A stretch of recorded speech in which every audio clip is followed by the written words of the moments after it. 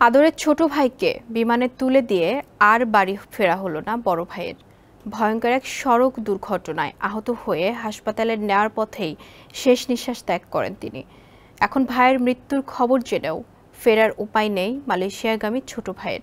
6 ভাই আর 5 বোনের বিশাল সংসারের বোঝাকে হালকা করতেই তিনি প্রবাসে পাড়ি জমান। কিন্তু এখন যেন সংসার হালকা করতেই ভাইকে তুলে নিয়েছেন স্বয়ং বিধাতা। কুমিল্লার 14 গ্রামে ঘটা মর্মান্তিক দুর্ঘটনা নিয়ে আবু বকর সুজনের প্রতিবেদন জানাচ্ছেন সাইদ রহমান।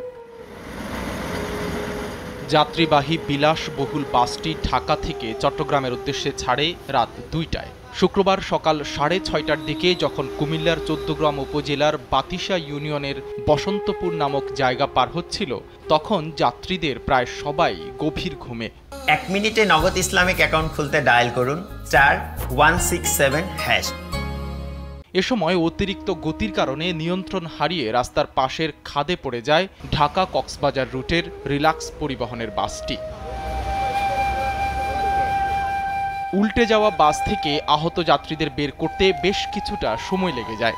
গুরুতর আহত 5 জন হাসপাতালে নেয়ার পথে মারা গেছেন। এর মধ্যে একজন হলেন কক্সবাজারের টেকনাফ উপজেলার মোহাম্মদ হোসেন। ছোট ভাই মোহাম্মদ আকাশকে মালয়েশিয়াগামী বিমানে তুলে দিয়ে বাড়ি ফিরছিলেন তিনি।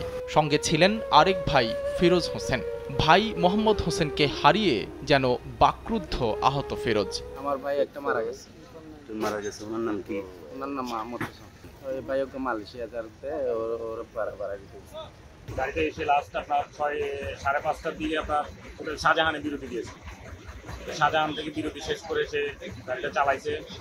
মাঝখানে একটা রং ড্রাইভ করছিল, তখন পাবলিক চেঁচামেচি করছে। এরপরে সবাই যে যার মতো ঘুমন্ত অবস্থায় একদম সকালের শেষের দিকে, রাতের শেষ ফজরের আজানের পরপর ঘুমের দিকে ছিল। অনেক মোটা মানুষ ছিল, 6 ফুট মানুষ ছিল, তারপর আপনার আরও বিভিন্ন রকমের মানুষ ছিল।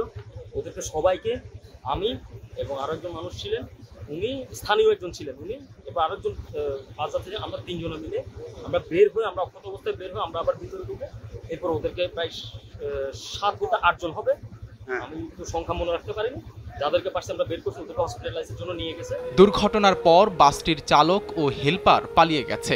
তাদেরকে আটক করার চেষ্টা করা হচ্ছে বলে জানান মিয়াবাজার হাইওয়ে থানার ওসি SM লোকমান। এছাড়া দুর্ঘটনার কারণ অনুসন্ধানে তদন্ত কমিটি গঠন করার কথাও জানান তিনি। এই গাড়ির যাত্রী গাড়ির নিচে চাপা পড়ে 5 জন গুরুতর জখম হয়। জখম হলে চট্টগ্রাম হাসপাতালে নিয়ে গেলে ডাক্তার তাদেরকে মৃত ঘোষণা করে। আর 5 জন নিহত হয়েছে আর 5 জন এভাবে আহত হয়েছে। চলন্ত অবস্থায় নিয়ন্ত্রণ হারিয়ে নিচে পড়ে গেছে। আর বাকিটা আমাদের তদন্ত করে দেখতে হবে। আহতদের সবাই বলছেন বাসটির গতি বেপরোয়া থাকায় যাত্রীরা চিৎকার করে চালককে সতর্ক করেছিলেন, কিন্তু চালক কোনো কথা শোনেননি। সাইদ রহমান, কালবেলা।